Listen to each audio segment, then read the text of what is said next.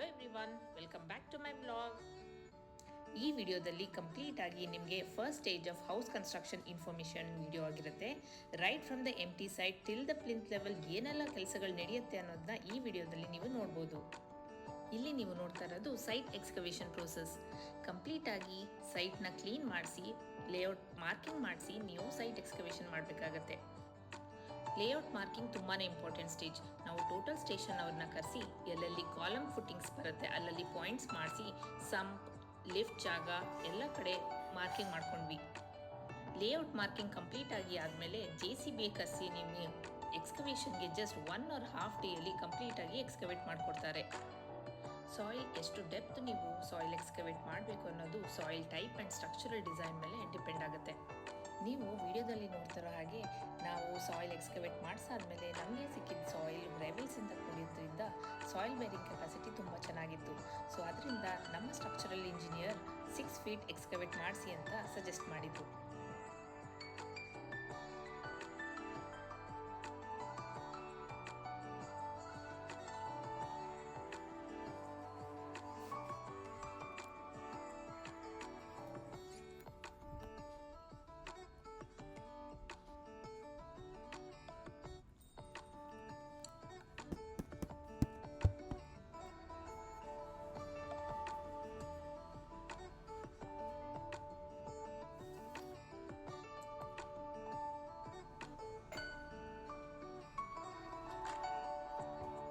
ನೀವೀಗ ನೋಡ್ತಾ ಇರ್ಬೋದು ಸೈಟ್ ಎಕ್ಸ್ಕವೇಷನ್ ಪ್ರೋಸೆಸ್ ಕಂಪ್ಲೀಟ್ ಆಗಿ ಮುಗ್ದಿದೆ ಇವಾಗ. ಸೊ ಎಲ್ಲ ಕಡೆ ನಮಗೆ ಸಾಯಿಲ್ ಗ್ರೇವೆಲ್ ಸಾಯಿಲ್ ಸಿಕ್ಕಿರೋದ್ರಿಂದ ಎಲ್ಲೂ ಕೂಡ ಲೂಸ್ ಸಾಯಿಲ್, ವೆಟ್ ಸಾಯಿಲ್ ಅಥವಾ ಕ್ಲೇ ಸಾಯಿಲ್ ಸಿಕ್ಕಿಲ್ಲ. ಸೊ ಆರಾಮಾಗಿ ನಾವು ಕಾಲಮ್ ಫುಟ್ಟಿಂಗ್ಸ್ಗಳನ್ನ 6 feet ಶುರು ಮಾಡ್ಕೋಬೋದು.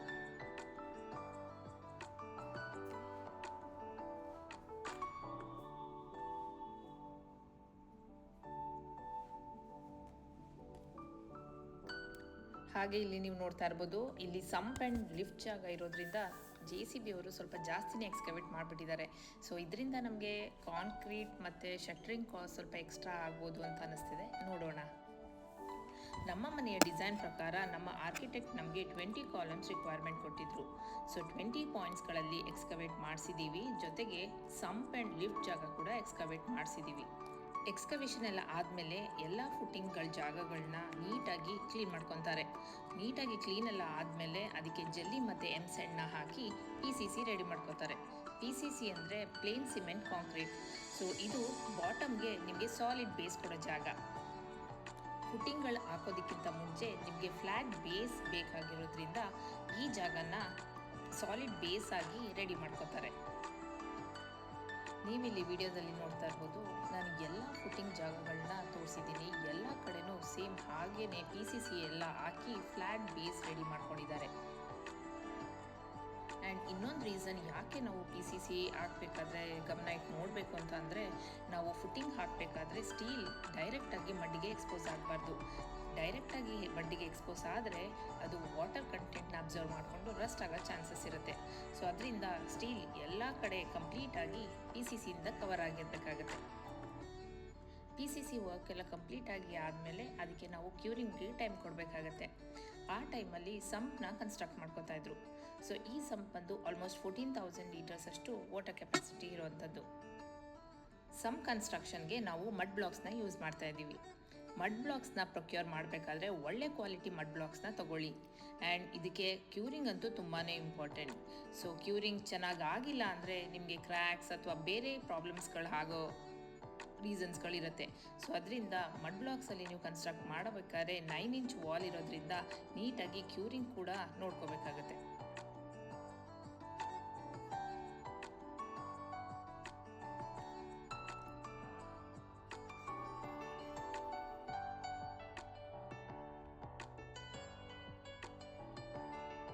ಸೊ ಇವಾಗ ನೀವು ನೋಡ್ತಾ ಇರ್ಬೋದು ಕಂಪ್ಲೀಟಾಗಿ ಸಂಪ್ ವಾಲ್ಸ್ ಕನ್ಸ್ಟ್ರಕ್ಷನ್ ಮುಗಿದಿದೆ.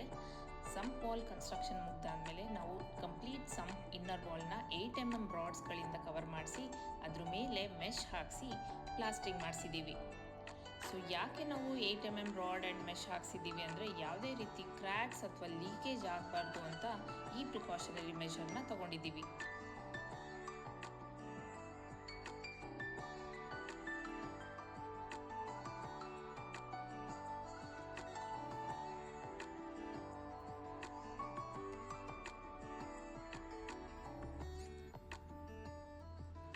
ಇವಾಗ ನೋಡ್ತಾ ಇರ್ಬೋದು ನೀವು ಕಂಪ್ಲೀಟಾಗಿ ಸಮ್ ಕನ್ಸ್ಟ್ರಕ್ಷನ್ ಮುಗಿದಿದೆ. ಕಂಪ್ಲೀಟಾಗಿ ಕನ್ಸ್ಟ್ರಕ್ಷನ್ ಆದಮೇಲೆ ಕ್ಯೂರಿಂಗ್ ಅಂತೂ ತುಂಬಾ important. So almost 10 to 15 days ನೀಟಾಗಿ ಕ್ಯೂರಿಂಗ್ ಮಾಡಬೇಕಾಗುತ್ತೆ. ಸೊ ನೀವಿಲ್ಲಿ ನೋಡ್ತಾ ಇರ್ಬೋದು ಟೋಟಲ್ ಸ್ಟೇಷನ್ ಅವರು ಬಂದು ಫುಟಿಂಗ್ ಪೊಸಿಷನ್ಸ್ನ ಮಾರ್ಕ್ ಮಾಡಿಕೊಡ್ತಾ ಇದ್ದಾರೆ. ಆ್ಯಸ್ ಪರ್ ಡ್ರಾಯಿಂಗ್ಸ್ ಎಲ್ಲ ಕಾಲಮ್ ಪೊಸಿಷನ್ಸು ಕರೆಕ್ಟಾಗಿ ಸೆಂಟ್ರಲ್ ಲೈನಿಗೆ ಅಲೈನ್ ಆಗಿದೆಯಾ ಅಂತ ನೋಡಿ ಅವರು ಎಲ್ಲ ಕಾಲಮ್ಸ್ಗಳಿಗೆ ಮಾರ್ಕ್ ಮಾಡಿಕೊಡ್ತಾರೆ.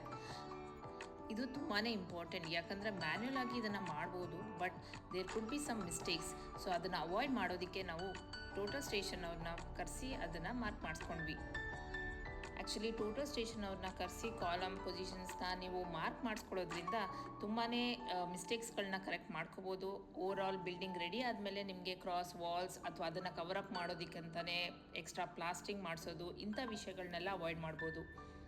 ಆ್ಯಂಡ್ ಅವ್ರ ಚಾರ್ಜಸ್ ಕೂಡ ತುಂಬ ಮಿನಿಮಲ್ ಆಗೇ ಇರುತ್ತೆ. ಸೊ ಪರ್ ವಿಸಿಟ್ಗೆ 2000 to 2500 ಚಾರ್ಜ್ ಮಾಡ್ತಾರೆ. ಸೊ ಬೆಸ್ಟ್ ಐ ಥಿಂಕ್ ನೀವು ಕಂಪ್ಲೀಟಾಗಿ ಟೋಟಲ್ ಸ್ಟೇಷನ್ ಅವರಿಂದ ಡಿಪೆಂಡ್ ಆಗಿ ನೀವು ಕಾಲಮ್ ಪೊಸಿಷನ್ಸ್ನ ಮಾರ್ಕ್ ಮಾಡೋದ್ರಿಂದ ಕಂಪ್ಲೀಟ್ ಅಲೈನ್ಮೆಂಟ್ ಸಿಗುತ್ತೆ. ಮ್ಯಾನ್ಯುಯಲ್ ಆಗಿ ಮಾಡಿ ನಾವು ಮಿಸ್ಟೇಕ್ಸ್ ಮಾಡೋದಕ್ಕಿಂತ ತುಂಬಾ ಯೂಸ್ಫುಲ್ ಇದು.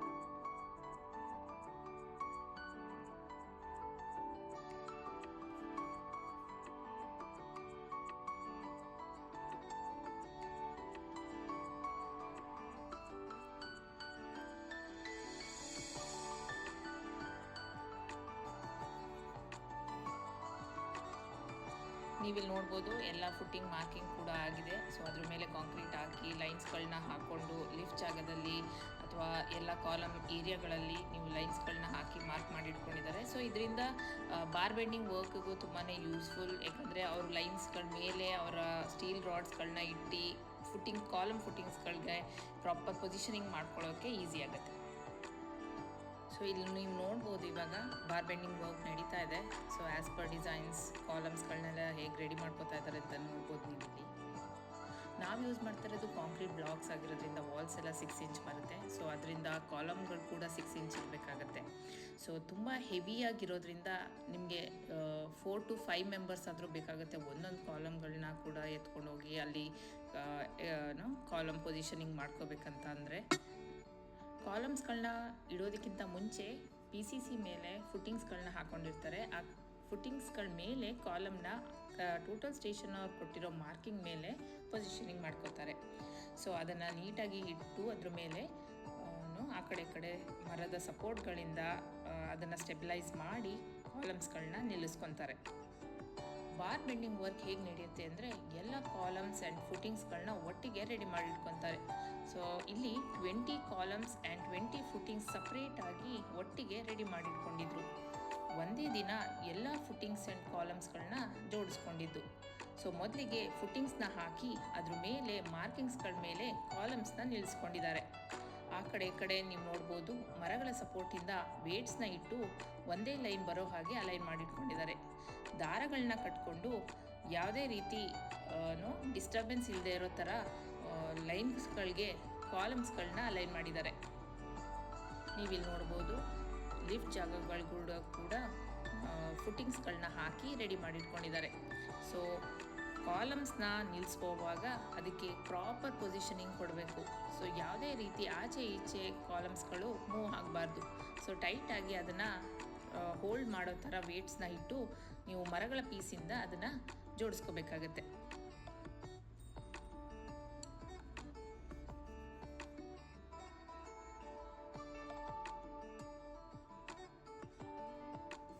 ನೀವು ಇವಾಗ ನೋಡ್ಬೋದು ಬಾರ್ ಬೆಂಡಿಂಗ್ ವರ್ಕ್ ಕಂಪ್ಲೀಟ್ ಆಗಿದೆ. ಫುಟ್ಟಿಂಗ್ಸ್ಗಳನ್ನ ಹಾಕಿ ಕಾಲಮ್ ಪೊಸಿಷನಿಂಗ್ ಮಾಡ್ಕೊಂಡಿದ್ದಾರೆ.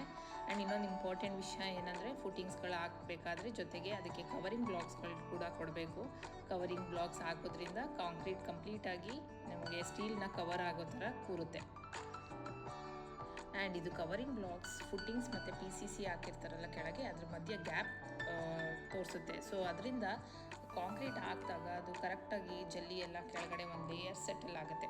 ಸೊ ಇದರಿಂದ ಫುಟ್ಟಿಂಗ್ ಸಾಲಿಡ್ ಆಗಿ ಬೇಸ್ ತುಂಬ ಸ್ಟ್ರಾಂಗ್ ಆಗಿ ಬರುತ್ತೆ. ಸೊ ಇಂಥ ಮೈನ್ಯೂಟ್ ವಿಷಯಗಳನ್ನ ಸ್ವಲ್ಪ ಗಮನ ಇಟ್ಟು ನಾವು ನೋಡ್ಕೋಬೇಕಾಗತ್ತೆ.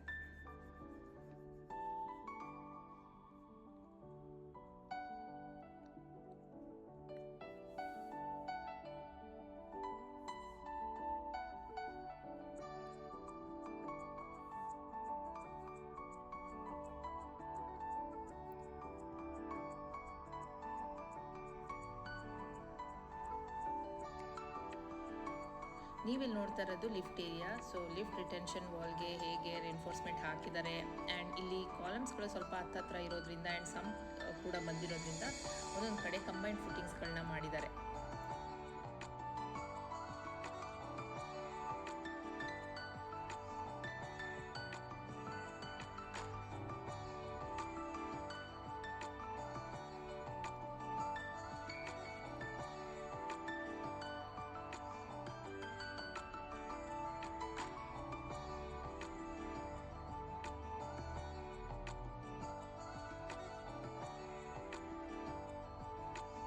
ಸೊ ಇಲ್ಲಿ ನೀವು ಕ್ಲಿಯರ್ ಆಗಿ ನೋಡ್ಬೋದು ಹೇಗೆ ಕಂಬೈನ್ಡ್ ಫುಟಿಂಗ್ ಹಾಕಿದ್ದಾರೆ ಆ್ಯಂಡ್ ಲಿಫ್ಟ್ಗೆ ರಿಟೆನ್ಷನ್ ಹೇಗೆ ಕಟ್ಕೊಂಡಿದ್ದಾರೆ ಅಂತ.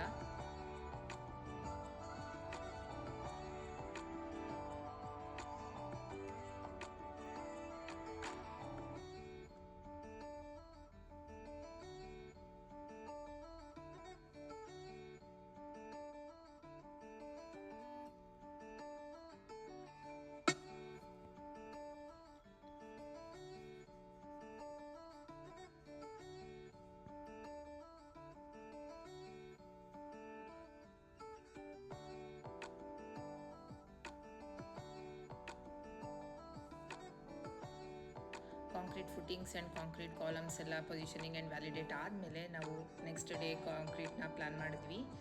ಯೂಶಲಿ M20 ಗ್ರೇಡ್ ಕಾಂಕ್ರೀಟ್ನ ರೆಡಿ ಮಾಡ್ತಾರೆ. M20 ಅಂದರೆ 1:1.5:2 ರೇಷಿಯೋದಲ್ಲಿ ಸಿಮೆಂಟ್, ಎಮ್ಸ್ಯಾಂಡ್ ಆ್ಯಂಡ್ ಜೆಲ್ಲಿನ ಹಾಕಿ ಮಿಕ್ಸರ್ ಒಳಗಡೆ ಅದನ್ನು ಮಿಕ್ಸ್ ಮಾಡಿ ಕಾಂಕ್ರೀಟ್ನ ರೆಡಿ ಮಾಡ್ತಾರೆ.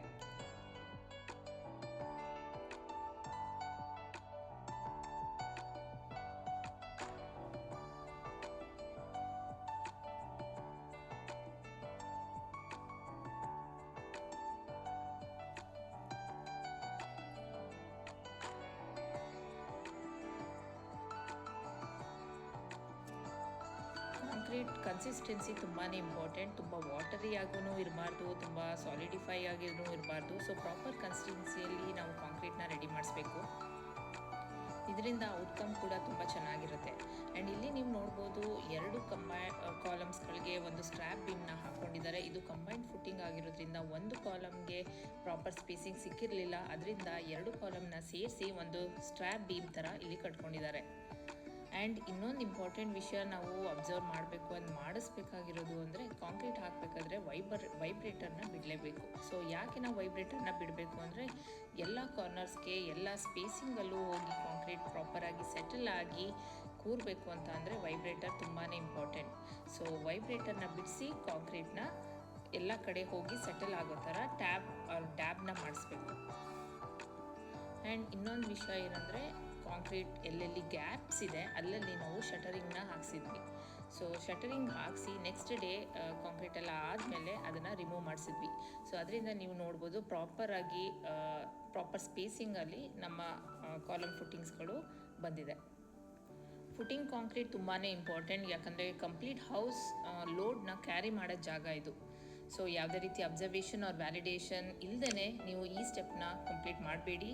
ಆ್ಯಂಡ್ ಈ ಸ್ಟೆಪ್ಪಿಗೆ ನಾನು ಹೇಳ್ಬೋದು ತುಂಬಾ ಮೆಟೀರಿಯಲ್ಸ್ ಅಥವಾ ತುಂಬಾ ಮ್ಯಾನ್ ಪವರ್ನ ಕನ್ಸ್ಯೂಮ್ ಮಾಡುತ್ತೆ. ಈ ವಿಡಿಯೋ ಕ್ಯಾಪ್ಚರ್ ಮಾಡಿದ್ದು concrete next day. So after shuttering ನೀವು ನೋಡ್ಬೋದು ಹೇಗೆ ಔಟ್ಕಮ್ ಬಂದಿದೆ ಅಂತ. ಸೊ 20 ಗ್ರೇಡ್ ಕಾಂಕ್ರೀಟ್ ಯೂಸ್ ಮಾಡಿದ್ರಿಂದ ಕಲರಿಂಗಿಂದನೇ ಗೊತ್ತಾಗ್ಬಿಡುತ್ತೆ ಯಾವ ಗ್ರೇಡ್ ಕಾಂಕ್ರೀಟ್ ಯೂಸ್ ಮಾಡಿದ್ದೀರಾ ಅಂತ. ಸೊ ಔಟ್ಕಮ್ ಅಂತೂ ತುಂಬ ಚೆನ್ನಾಗಿ ಬಂದಿದೆ.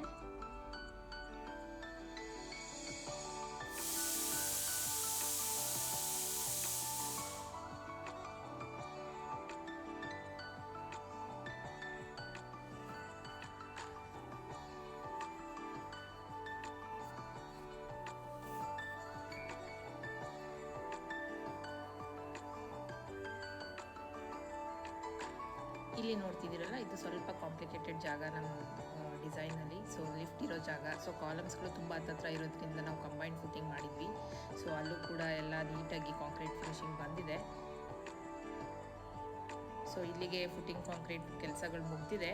ಆ್ಯಂಡ್ ಇದಾದಮೇಲೆ ನೆಕ್ಸ್ಟ್ ನಾವು ಮೇನ್ ಇರೋದು ಅಂದರೆ ಕ್ಯೂರಿಂಗ್ ಅಂತೂ ತುಂಬಾ ಇಂಪಾರ್ಟೆಂಟ್. ಸೊ ಕಾಂಕ್ರೀಟ್ ಕೆಲಸಗಳಾದಮೇಲೆ ಖಂಡಿತವಾಗ್ಲೂ ಅಟ್ಲೀಸ್ಟ್ 5 ಡೇಸ್ ಕ್ಯೂರಿಂಗ್ ಮಾಡಲೇಬೇಕು. ಕ್ಯೂರಿಂಗ್ ಹೇಗೆ ನೀವು ಮಾಡ್ತೀರಾ ಅದ್ರ ಮೇಲೇ ಅದು ಕಾಂಕ್ರೀಟ್ ಸ್ಟ್ರೆಂತ್ ಕೂಡ ಡಿಪೆಂಡ್ ಆಗಿರುತ್ತೆ ಡೈರೆಕ್ಟ್ಲಿ. ಸೊ ಕ್ಯೂರಿಂಗ್ ಅಂತೂ ತುಂಬಾ ಇಂಪಾರ್ಟೆಂಟ್. ಕ್ಯೂರಿಂಗ್ ಬಗ್ಗೆ ಕಾಂಪ್ರಮೈಸ್ ಮಾಡಿಕೊಳ್ಳಲೇಬಾರ್ದು.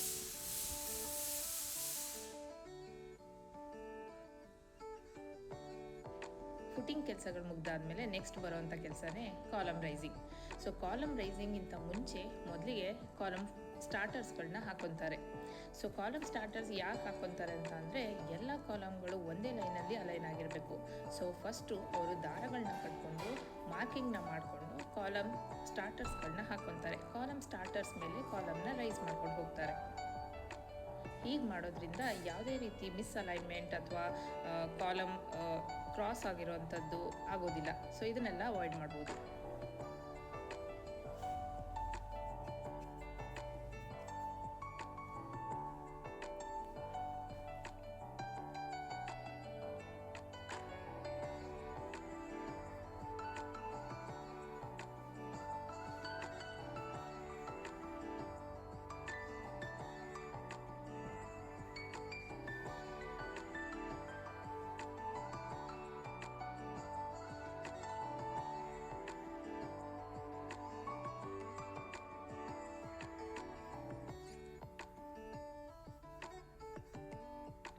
ವಿಡಿಯೋದಲ್ಲಿ ತೋರಿಸ್ತಿರೋ ಹಾಗೆ ಎಲ್ಲ ಕಾಲಮ್ಸ್ಗಳಿಗೂ ಸ್ಟಾರ್ಟರ್ಸ್ನ ಹಾಕೊಂಡು ರೆಡಿ ಮಾಡ್ಕೊಂಡಿದ್ದಾರೆ. ಆ್ಯಂಡ್ ಹಾಗೆ ಇಲ್ಲಿ ಲಿಫ್ಟ್ ಏರಿಯಾದಲ್ಲಿ ಕೂಡ ಸ್ಟಾರ್ಟರ್ನ ಹಾಕೊಂಡಿದ್ದಾರೆ.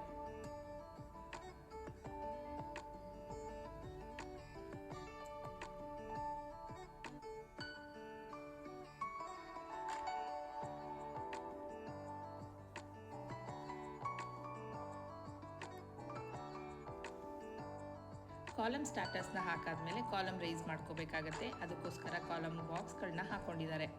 ಆ್ಯಂಡ್ ನೀವು ನೋಡ್ಬೋದು ಇಲ್ಲಿ ಕಾಲಮ್ ಫುಟ್ಟಿಂಗ್ಸ್ಗಳ ಮೇಲೆ ನಾವು ಗನಿ ಬ್ಯಾಗ್ಸ್ನ ಹಾಕಿದ್ದೀವಿ. ಗನಿ ಬ್ಯಾಗ್ಸ್ನ ಹಾಕೋದ್ರಿಂದ ವಾಟರ್ ಕಂಟೆಂಟ್ನ ಅದು ಹೋಲ್ಡ್ ಮಾಡುತ್ತೆ. ಸೊ ಕ್ಯೂರಿಂಗ್ ಇನ್ನೂ ತುಂಬ ಚೆನ್ನಾಗಾಗುತ್ತೆ. ಕಾಲಮ್ ಬಾಕ್ಸ್ಗಳನ್ನೆಲ್ಲ ಟೈಟಾಗಿ ಫಿಕ್ಸ್ ಆದಮೇಲೆ ಅದರೊಳಗಡೆ ಅವರು M20 ಗ್ರೇಡ್ ಕಾಂಕ್ರೀಟ್ ತುಂಬ್ತಾರೆ. ಆ್ಯಂಡ್ ಇದು ಮಾಡಬೇಕಾದ್ರೆ ವೈಬ್ರೇಟರ್ನ ಬಿಡಿಸೋದನ್ನ ಮರಿಬೇಡಿ. ಎಲ್ಲ ಕಾರ್ನರ್ಸ್ಗೆ ಕಾಂಕ್ರೀಟ್ ನೀಟಾಗಿ ಹೋಗಿ ಸೆಟಲ್ ಆಗಿ ಔಟ್ಕಮ್ ತುಂಬಾ ಚೆನ್ನಾಗಿ ಬರುತ್ತೆ.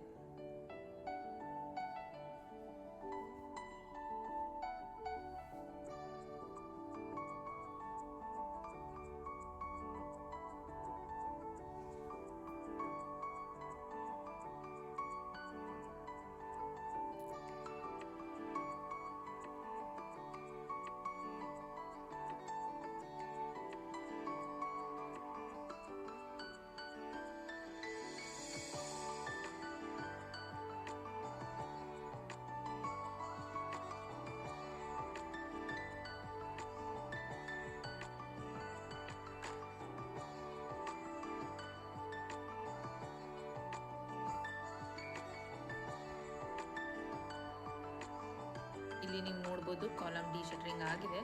ಸೊ ಔಟ್ಕಮ್ ಕೂಡ ತುಂಬ ಚೆನ್ನಾಗಿ ಬಂದಿದೆ. ಕಾಲಮ್ ಬಾಕ್ಸ್ಗಳನ್ನೆಲ್ಲ ತೆಗೆದು ಅವರು ಎಲ್ಲೆಲ್ಲಿ ಹನಿಕೋಮ್ ಥರ ಬಂದಿದೆ ಅಥವಾ ಏನಾದರೂ ಒಂದು ಸ್ವಲ್ಪ ಔಟ್ಕಮ್ ಚೆನ್ನಾಗಿ ಬಂದಿಲ್ಲ ಅಂತಂದರೆ ಮತ್ತೆ ಅದಕ್ಕೆ ಅವರು ನೀಟಾಗಿ ಅದೇ M20 ಗ್ರೇಡ್ ಕಾಂಕ್ರೀಟಲ್ಲಿ ಪ್ಲಾಸ್ಟಿಂಗ್ ಮಾಡಿಕೊಡ್ತಾರೆ. ಸೊ ಆಲ್ಮೋಸ್ಟ್ ಎಲ್ಲ ಕಡೆ ತುಂಬ ಚೆನ್ನಾಗಿ ಔಟ್ಕಮ್ ಬಂದಿದೆ. ಸೊ ಬಟ್ ಸ್ಟಿಲ್ ಒಂದೊಂದು ಕಾರ್ನರ್ಸಲ್ಲಿ ಸ್ವಲ್ಪ ಹನಿಕೋಮ್ ಥರ ಬಂದಿರೋದೆಲ್ಲ ಅದನ್ನು ಕವರ್ ಅಪ್ ಮಾಡಿಕೊಡ್ತಾರೆ. ವಿಡಿಯೋದಲ್ಲಿ ತೋರಿಸ್ತಿರೋ ಹಾಗೆ ಎಲ್ಲ ಕಾಲಮ್ಸ್ಗಳು ತುಂಬ ನೀಟಾಗಿ ಬಂದಿದೆ and we are very happy with the outcome. ಎಲ್ಲೆಲ್ಲಿ ಹುಳುಕಿತ್ತು ಅದನ್ನು ಕವರ್ ಅಪ್ ಮಾಡಿಸಿ ಹಾಗೆ ಜೊತೆಗೇನೆ ಕ್ಯೂರಿಂಗ್ ಕೂಡ ಮಾಡಿಸ್ತಾ ಇದ್ದೀವಿ.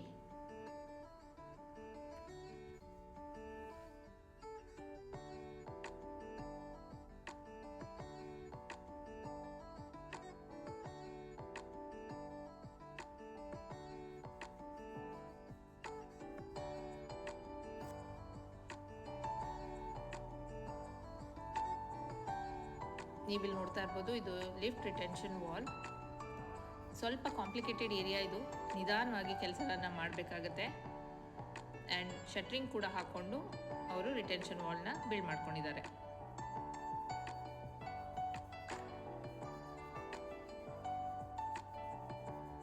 ಕಾಲಮ್ಸ್ಗಳು ಕೂಡ ನಾವು ಗನಿ ಬ್ಯಾಗ್ಸ್ನ ಕಟ್ಸಿದ್ದೀವಿ.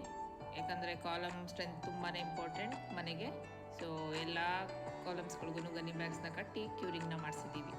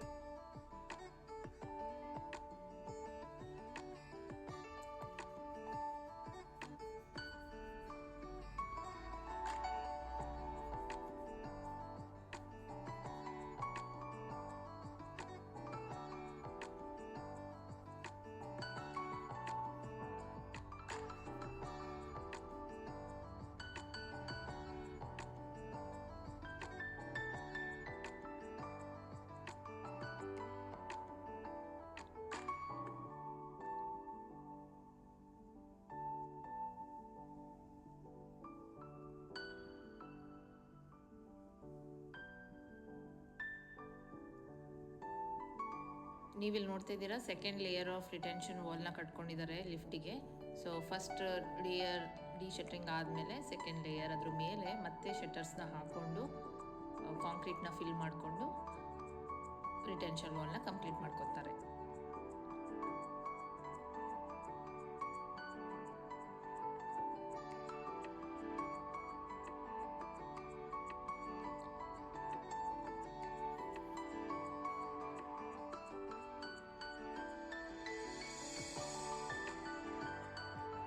ನೀವಿಲ್ಲಿ ನೋಡ್ತಾ ಇರ್ಬೋದು, ಇದು ಲಿಫ್ಟ್ ರಿಟೆನ್ಷನ್ ವಾಲ್ ಕಂಪ್ಲೀಟಾಗಿ ಡಿ ಶಟರಿಂಗ್ ಆದಮೇಲೆ ಹೇಗೆ ಕಾಣಿಸ್ತಿದೆ ಅಂತ. ಆ್ಯಂಡ್ ಇದಕ್ಕೂ ಕೂಡ ನಾವು ವರ್ಟಿಕಲ್ ಸರ್ಫೇಸ್ ಆಗಿರೋದ್ರಿಂದ ಗನ್ನಿ ಬ್ಯಾಗ್ಸ್ನ ಕಟ್ಸಿದ್ದೀವಿ. ಆ್ಯಂಡ್ ಗನ್ನಿ ಬ್ಯಾಗ್ಸ್ ಆಗಿ ನಾನು ಹೇಳ್ದಾಗೇ ಮಾಯ್ಶ್ಚರ್ ಕಂಟೆಂಟ್ನ ಹೋಲ್ಡ್ ಮಾಡುತ್ತೆ. ಸೊ ಇದು ವರ್ಟಿಕಲ್ ಸರ್ಫೇಸ್ ಆಗಿರೋದ್ರಿಂದ ತುಂಬ ಬೇಗ ಡ್ರೈ ಆಗೋ ಚಾನ್ಸಸ್ ಇರೋದ್ರಿಂದ ಗನ್ನಿ ಬ್ಯಾಗ್ಸ್ನ ರ್ಯಾಪ್ ಮಾಡಿಸಿ ಅದಕ್ಕೆ ನೀವು ಕ್ಯೂರಿಂಗ್ನ ಮಾಡಿಸ್ಬೇಕಾಗತ್ತೆ.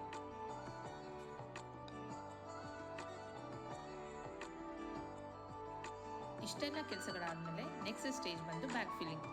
ಅಂದರೆ ನಾವು ಎಕ್ಸ್ಕವೇಟ್ ಮಾಡಿಸಿದ್ದ ಮಣ್ಣನ್ನು ಮತ್ತೆ ತಂದು ಆ ಹಳ್ಳದಲ್ಲಿ ತುಂಬಿಸೋದೇ ಬ್ಯಾಕ್ ಫಿಲ್ಲಿಂಗ್. ಸೊ ನಾವು ಎಕ್ಸ್ಕವೇಟ್ ಮಾಡಿಸಿದ್ದ ಮಣ್ಣನ್ನೆಲ್ಲ ತೊಗೊಂಡೋಗಿ ಒಂದು ಖಾಲಿ ಸೈಟಲ್ಲಿ ಇಟ್ಟಿದ್ವಿ. ಅಲ್ಲಿಂದ ಮತ್ತೆ ಟ್ರ್ಯಾಕ್ಟ್ರಲ್ಲಿ ಫಿಲ್ ಮಾಡಿಸ್ಕೊಂಡು ಬಂದು ಪ್ಲಿಂತ್ ಲೆವೆಲ್ವರೆಗೂ, ಅಂದರೆ ನಾವು ಎಲ್ಲಿವರೆಗೂ ಕಾಲಮ್ನ ರೈಸ್ ಮಾಡ್ಕೊಂಡಿದ್ದೀವಿ ಅಲ್ಲಿವರೆಗೂ ಬ್ಯಾಕ್ ಫಿಲ್ಲಿಂಗ್ ಮಾಡ್ತಾರೆ.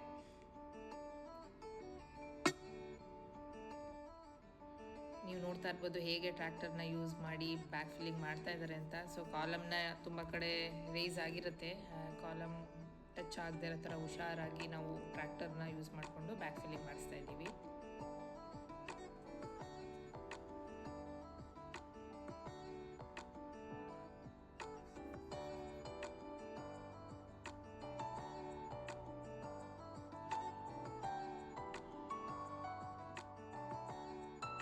ಎಕ್ಸ್ಕವೇಟ್ ಮಾಡಿರೋ ಮಣ್ಣನ್ನು ಮತ್ತೆ ತಂದು ವಾಪಸ್ ಅದೇ ಜಾಗಕ್ಕೆ ಹಾಕಿ ಬ್ಯಾಕ್ ಫಿಲ್ಲಿಂಗ್ ಮಾಡಿ ಪ್ಲಿಂತ್ ಲೆವೆಲ್ವರೆಗೂ ಸೆಟಲ್ಮೆಂಟ್ ಮಾಡಿಸ್ಬೇಕು.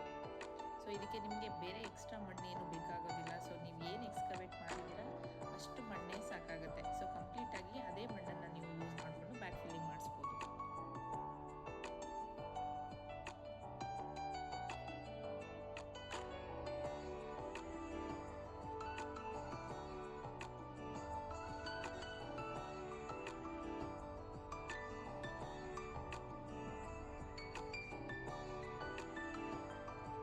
ನೋಡ್ತಾ ಇರ್ಬೋದು ನೀವು, ಬ್ಯಾಕ್ ಫಿಲ್ಲಿಂಗ್ ಕಂಪ್ಲೀಟಾಗಿ ಮುಗಿದಿದೆ ಇಲ್ಲಿಗೆ. ಆ್ಯಂಡ್ ಎಲ್ಲ ಪಿಟ್ಸ್ಗಳಿಗೂ ಕಂಟಿನ್ಯೂಸ್ ಆಗಿ ಇಲ್ಲಿಂದ ನೀರನ್ನ ತುಂಬಿಸ್ಬೇಕು. ನೀರನ್ನ ತುಂಬಿಸೋದ್ರಿಂದ ಮಡ್ಡು ಕಂಪ್ಲೀಟಾಗಿ ಹೋಗಿ ಕೆಳಗೆ ಸೆಟಲ್ ಆಗಿ ಅದು ನಿಮಗೆ ಹಾರ್ಡ್ ಸರ್ಫೇಸ್ ಕೊಡುತ್ತೆ. ಈ ಸ್ಟೇಜಲ್ಲಿ ವಾಟರ್ ಅಂತೂ ತುಂಬಾ ಇಂಪಾರ್ಟೆಂಟ್. ನಾವು ಮುಂಚೆನೇ ಬೋರ್ವೆಲ್ನ ಹಾಕ್ಸ್ಕೊಂಡಿದ್ರಿಂದ ಆ್ಯಂಡ್ ಕಾರ್ಪೊರೇಷನ್ ಲೈನ್ ಕೂಡ ಇದ್ರಿಂದ ವಾಟರ್ಗೆ ಯಾವುದೇ ರೀತಿ ತೊಂದರೆ ಆಗಲಿಲ್ಲ.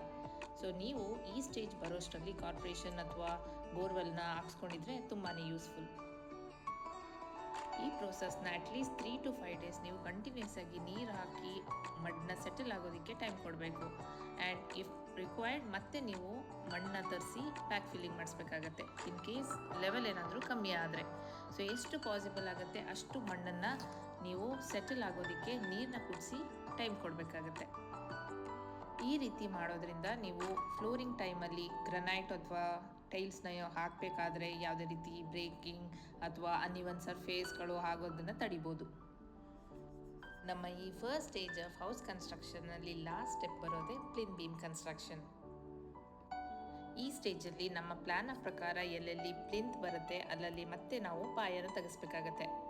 ಅಟ್ಲೀಸ್ಟ್ 2 to 3 feet ಪಾಯನ ತೆಗಿತಾರೆ. ಇದನ್ನು SSM ವರ್ಕ್ ಅಂತ ಹೇಳ್ತಾರೆ, ಅಂದರೆ ಸೈಜ್ ಸ್ಟೋನ್ ಮೆಷನರಿ ಅಂತ. ಇದಕ್ಕೋಸ್ಕರನೇ ನಾವು ಒಳ್ಳೆ ಸೈಜ್ಗಳನ್ನ ತರಿಸಿದ್ವಿ. ಸೊ ಒನ್ ಇಂಪಾರ್ಟೆಂಟ್ ಥಿಂಗ್ ನೀವು ನೆನ್ಪಿಟ್ಕೋಬೇಕು ಅಂತ ಅಂದರೆ ಸೈಜ್ಗಳು ತೊಗೊಬೇಕಾದ್ರೆ ಒಳ್ಳೆ ಶೇಪಲ್ಲಿರುವಂಥ ಸೈಜ್ಗಳನ್ನ ತೊಗೊಬೇಕಾಗತ್ತೆ. ಸೈಜ್ಗಳ ಶೇಪ್ ಚೆನ್ನಾಗಿದ್ದರೆ ನಿಮಗೆ ವೇಸ್ಟೇಜ್ ಕೂಡ ಕಮ್ಮಿ ಆಗುತ್ತೆ, ಹಾಗೆ ವರ್ಕ್ ಕೂಡ ನೀಟಾಗಿ ಬರುತ್ತೆ. ಆ್ಯಂಡ್ ಈ ಸ್ಟೇಜಲ್ಲಿ ಸ್ಯಾಂಡ್ ಆ್ಯಂಡ್ ಕಾಂಕ್ರೀಟ್ ಕೂಡ ತುಂಬ ಕಮ್ಮಿ ಯೂಸೇಜ್ ಆಗುತ್ತೆ. ಸೊ ಈ ಸ್ಟೇಜಲ್ಲಿ ಒಳ್ಳೆ ಸೈಜ್ಗಳನ್ನ ಆರ್ಡರ್ ಮಾಡೋದನ್ನ ಮರಿಬೇಡಿ. ಸೈಜ್ಗಳೆಲ್ಲ ಬಂದಾದಮೇಲೆ ಮೊದಲಿಗೆ 3 to 4 ಕೋರ್ಸ್ ಅಷ್ಟು ಸೈಜ್ಗಳನ್ನ ಕಟ್ತಾರೆ. ಏನಕ್ಕೆ ಇದನ್ನು ಕಟ್ಟೋದು ಅಂದರೆ ನಾವು ಬ್ಯಾಕ್ ಫಿಲ್ಲಿಂಗ್ ಮಾಡಾದ್ಮೇಲೆ ಸಾಯಿಲ್ ಎಲ್ಲ ಲೂಸ್ ಆಗಿರುತ್ತೆ, ಇದೊಂದು ರಿಟೆನ್ಷನ್ ಕೊಡುತ್ತೆ ಸಾಯಿಲಿಗೆ.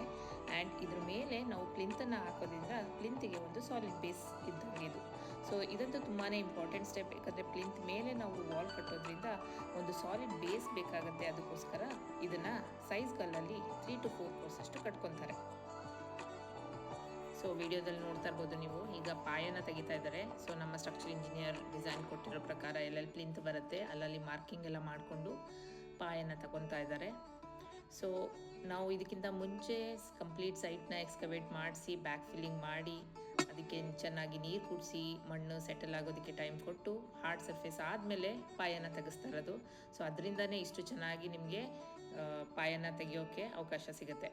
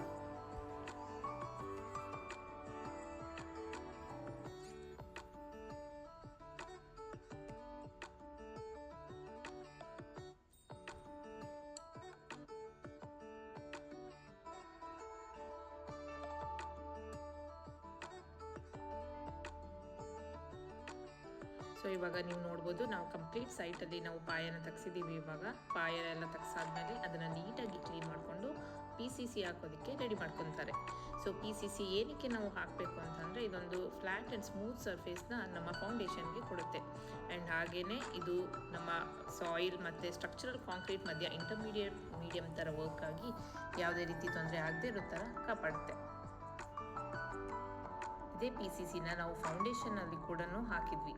ಸೊ ಫೌಂಡೇಶನ್ ಹಾಕೋಕ್ಕಿಂತ ಮುಂಚೆ ಆ ಬಿಟ್ಸ್ಗಳಲ್ಲಿ PCCನ ಹಾಕಿ ಫ್ಲ್ಯಾಟ್ ಸರ್ಫೇಸ್ನ ರೆಡಿ ಮಾಡಿಕೊಂಡು ಅದ್ರ ಮೇಲೆ ನಾವು ಪಿಲ್ಲರ್ಸ್ಗಳನ್ನ ಕಟ್ಕೊಂಡಿದ್ದು. ಸೊ ಹಾಗೆಯೇ ಪ್ಲಿಂತ್ ಹಾಕೋದಕ್ಕಿಂತ ಮುಂಚೆ ಕೂಡ ನಾವು ಪಾಯನ ತೆಗ್ದಾದ್ಮೇಲೆ PCC ಹಾಕ್ಕೊಂಡು ಅದ್ರ ಮೇಲೆ ನಾವು ಸೈಜ್ಗಳನ್ನ ಕಟ್ಕೊಂಡು ಅದ್ರ ಮೇಲೆ ನಾವು ಪ್ಲಿಂತ್ನ ಹಾಕಿಸ್ತೀವಿ. ಸೊ ಇದು ಒಂದು ಫ್ಲ್ಯಾಟ್ ಸರ್ಫೇಸ್ ಆರ್ ಮೆಜರ್ಮೆಂಟ್ಸ್ಗಳಿಗೆ ತೊಗೊಳೋದಕ್ಕೆ ತುಂಬಾ ಹೆಲ್ಪ್ಫುಲ್ ಆಗಿರುತ್ತೆ.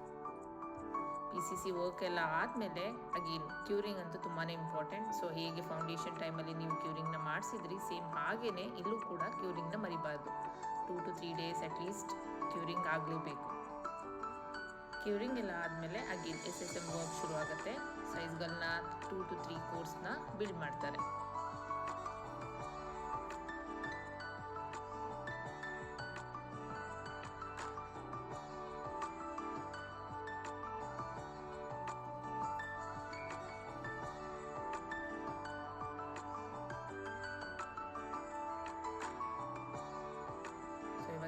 ಇರ್ಬೋದು ಕಂಪ್ಲೀಟ್ ಸೈಟಲ್ಲಿ PCC ವರ್ಕ್ ಆಗಿದೆ. PCC ಎಲ್ಲ ಹಾಕಾದ್ಮೇಲೆ ನೀಟಾಗಿ ಕ್ಯೂರಿಂಗ್ ಮಾಡಾದ್ಮೇಲೆ ಅದಕ್ಕೆ SSM ವರ್ಕ್ ಮಾಡ್ತಾರೆ. ಸೊ SSM ವರ್ಕ್ ಅಗೇನ್ ನಾನು ಹೇಳಿದೆ 3 to 4 ಕೋರ್ಸ್ ಅಷ್ಟು ಕಟ್ತಾರೆ ಅಂತ. ಸೊ ಅದರಲ್ಲೂ ಅಷ್ಟೇ ಫಸ್ಟ್ ಕೋರ್ಸ್ ಬಂದು 2 feet ಅಷ್ಟು, second course 1.5 feet, third course 1 feet. So ಹೀಗೆ ಡಿಫ್ರೆಂಟ್ ವಿಡ್ತಲ್ಲಿ ಅವರು ಲೇಯರ್ಸಲ್ಲಿ ನಿಮಗೆ ಕಲ್ಗಳನ್ನ ಕೂರಿಸ್ಕೊಂಡು ಬರ್ತಾರೆ. ಸೊ ಅಗೇನ್ ಇದು ಲೈನಲ್ಲಿ ಇರಬೇಕು, ಅದಕ್ಕೋಸ್ಕರ ದಾರವೆಲ್ಲ ಕಟ್ಕೊಂಡು ಅದ್ರ ಮೇಲೆ ಪ್ಲಿಂತ್ ಬರೋದ್ರಿಂದ ಅಲೈನ್ಡ್ ಆಗಿ ಇರಬೇಕಾಗತ್ತೆ.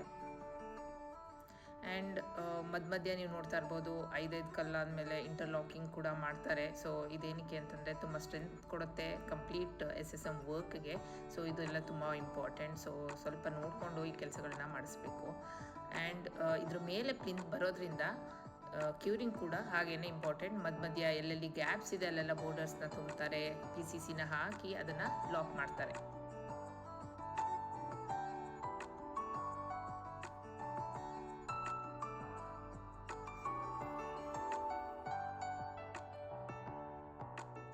ತ್ರೀ ಲೇಯರ್ಸ್ ಕಲ್ಗಳನ್ನ ಕೂರಿಸಿ ಕಂಪ್ಲೀಟಾಗಿ ಗ್ರೌಟ್ನ ಹಾಕಿ ಪ್ಯಾಕ್ ಮಾಡಿದ್ದಾರೆ. ಸೊ ಇಲ್ಲಿಗೆ SSM ವರ್ಕ್ ಮುಗೀತು. ಆ್ಯಂಡ್ ಈ ಟೈಮಲ್ಲಿ ಕಂಟಿನ್ಯೂಸ್ ಆಗಿ ನಾವು ಕ್ಯೂರಿಂಗ್ನ ಮಾಡ್ತಾನೆ ಇರಬೇಕು. ಸೊ ಈ ಸ್ಟೇಜ್ಗಳಲ್ಲಿ ಎಲ್ಲೂ ಸ್ಟಾಪ್ ಆಗೋದಿಲ್ಲ ಕ್ಯೂರಿಂಗ್. ಆ್ಯಂಡ್ ಇಲ್ಲಿ ನೋಡ್ತಾ ಇರ್ಬೋದು ಕಂಪ್ಲೀಟಾಗಿ ಎಲ್ಲ ಗ್ರೌಂಡ್ನ ಹಾಕಿ ಪ್ಯಾಕ್ ಮಾಡಿ ಒಂದು ಲೆವೆಲ್ ಮಾಡ್ಕೊಂಡಿದ್ದಾರೆ. ಇದ್ರ ಮೇಲೆ ನಾವು ಪ್ಲಿಂತ್ನ ಹಾಕಿಸ್ತೀವಿ. ಆ್ಯಂಡ್ ಇನ್ನೊಂದೇನೆಂದರೆ ಇಲ್ಲಿ ಪಕ್ಕದಲ್ಲಿ ನೀವು ನೋಡ್ತಾ ಇದ್ದೀರಾ ಮಣ್ಣು ಕೂಡ ಇರುತ್ತೆ. ಸೊ ಮಣ್ಣಿಗೂ ಕೂಡ ನೀರು ಬಿಡ್ತಾ ಇರೋದ್ರಿಂದ ಇಂಟರ್ನಲಿ ಕೂಡ ಅದು ವಾಟರ್ ಕಂಟೆಂಟ್ ಇರೋದ್ರಿಂದ ಕಂಟಿನ್ಯೂಸ್ ಆಗಿ ಕ್ಯೂರಿಂಗ್ ಆಗ್ತಾನೆ ಇರುತ್ತೆ.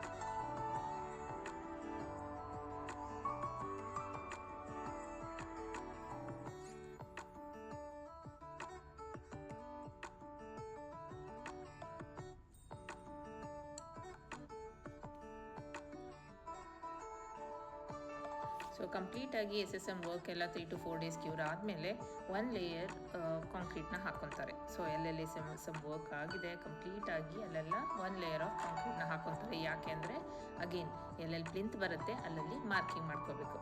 ಮಾರ್ಕಿಂಗ್ ಇಲ್ಲಿ ಪ್ಲಿಂತ್ ಬೀಮ್ ಬಂದು 6 feet ಇರೋದ್ರಿಂದ ನಾವು 6 feet ವಾಲ್ ಇರೋದ್ರಿಂದ ಪ್ಲಿಂತ್ ಬೀಮ್ ಕೂಡ 6 feet ಇರುತ್ತೆ. ಸೊ ಇದಕ್ಕೆ ಮಾರ್ಕಿಂಗ್ ಕೂಡ ವೆರಿ ಇಂಪಾರ್ಟೆಂಟ್.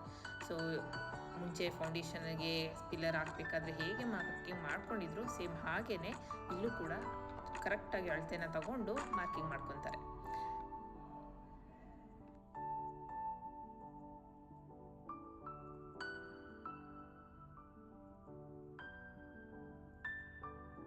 ವಿಡಿಯೋದಲ್ಲಿ ನೋಡ್ಬೋದು ಈಗ ಹೇಗೆ 6 feet ಬೀಮ್ ಮಾರ್ಕಿಂಗ್ ಮಾಡ್ಕೊಂಡಿದ್ದಾರೆ ಅಂತ. ಸೊ ಕಂಪ್ಲೀಟ್ ಸೈಡ್ ಪೂರ್ತಿ ಹೀಗೇನೆ ಮಾರ್ಕಿಂಗ್ ಮಾಡ್ಕೊತಾರೆ.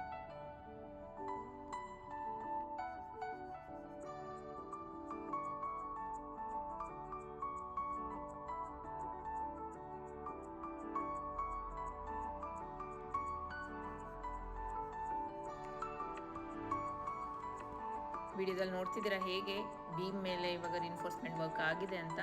Structural engineer bar bending work ನಡೆಯೋಕ್ಕಿಂತ ಮುಂಚೆ ನಮಗೆ ಡ್ರಾಯಿಂಗ್ಸ್ಗಳನ್ನ ಕೊಡ್ತಾರೆ. So as per the drawings ನಾವು ರಿಇನ್ಫೋರ್ಸ್ಮೆಂಟ್ ವರ್ಕ್ ಕೂಡ ಮಾಡಿಸ್ಬೇಕಾಗತ್ತೆ.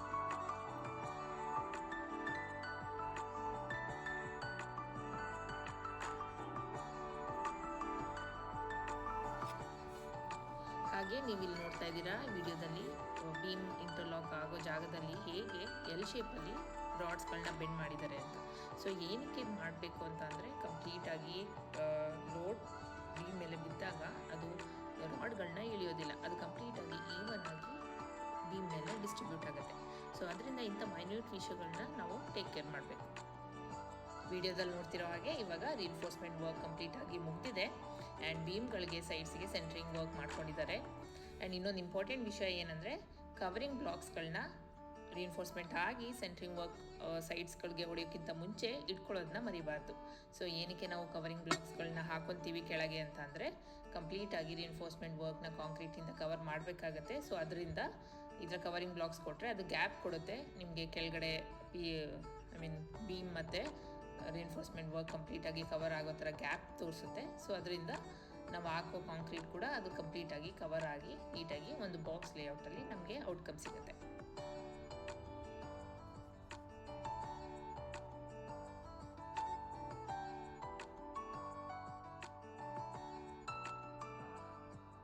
ವಿಡಿಯೋದಲ್ಲಿ ನೋಡ್ತಿರೋ ಹಾಗೆ ನಮ್ಮ ಸೆಂಟ್ರಿಂಗ್ ವರ್ಕ್ ಇಲ್ಲಿಗೆ ಮುಗಿದಿದೆ. ಸೆಂಟ್ರಿಂಗ್ ವರ್ಕ್ ಎಲ್ಲ ಕಂಪ್ಲೀಟಾಗಿ ಆದಮೇಲೆ ನಾವು ಸ್ಟ್ರಕ್ಚರ್ ಇಂಜಿನಿಯರ್ ವಿಸಿಟ್ ಇತ್ತು. ಸೊ ಸ್ಟ್ರಕ್ಚರ್ ಇಂಜಿನಿಯರ್ ಬಂದು ವಿಸಿಟ್ ಮಾಡಿ ರಿಇನ್ಫೋರ್ಸ್ಮೆಂಟ್ ವರ್ಕ್ ಸೆಂಟ್ರಿಂಗ್ ವರ್ಕ್ ಎಲ್ಲ ಪ್ರಾಪರಾಗಿ ಆ್ಯಸ್ ಪರ್ ದ ಡಿಸೈನ್ಸ್ ಮಾಡಿದಾರಾ ಅಂತ ಕ್ರಾಸ್ ಚೆಕ್ ಮಾಡಿ ನಮಗೆ ಕಾಂಕ್ರೀಟ್ಗೆ ಓಕೆ ಕೊಡ್ತಾರೆ. ಇದ್ರ ಜೊತೆಗೆ ನಾವು ಸಂಪ್ಗೆ ಕೂಡ ರಿಇನ್ಫೋರ್ಸ್ಮೆಂಟ್ ಹಾಕಿಸಿ ಅದಕ್ಕೆ ಕಾಂಕ್ರೀಟ್ನ ಹಾಕಿಸ್ತಾ ಇದ್ದೀವಿ.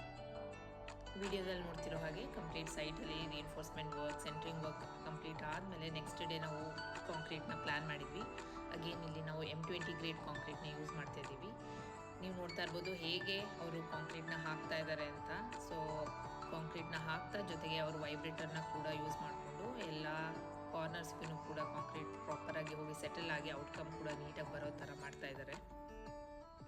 ಪ್ಲಿಂತ್ ಬೀಮ್ ಕನ್ಸ್ಟ್ರಕ್ಟ್ ಆಗೋದು ಟಾಪ್ ಆಫ್ ದ ಫೌಂಡೇಶನ್ ವಾಲ್ಸ್ಗಳ ಮೇಲೆ ಆಗಿರೋದ್ರಿಂದ ಈ beam complete load of the walls ಏನಿದೆ ಅದನ್ನು ಈವನ್ ಆಗಿ ಡಿಸ್ಟ್ರಿಬ್ಯೂಟ್ ಮಾಡುತ್ತೆ and also solid base for the entire house structure ಕೊಡೋಂಥದ್ದು.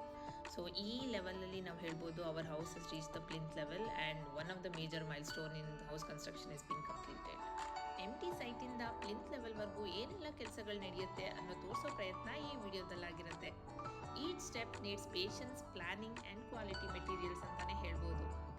First time house construction ಮಾಡೋರಿಗೆ ಅಥವಾ ಹೌಸ್ ಕನ್ಸ್ಟ್ರಕ್ಷನ್ ಮಾಡಬೇಕು ಅಂತ ಪ್ಲ್ಯಾನ್ ಮಾಡೋರಿಗೆ ಈ ವಿಡಿಯೋ ಸ್ವಲ್ಪ ಆದರೂ ಯೂಸ್ಫುಲ್ ಆಗಿರುತ್ತೆ.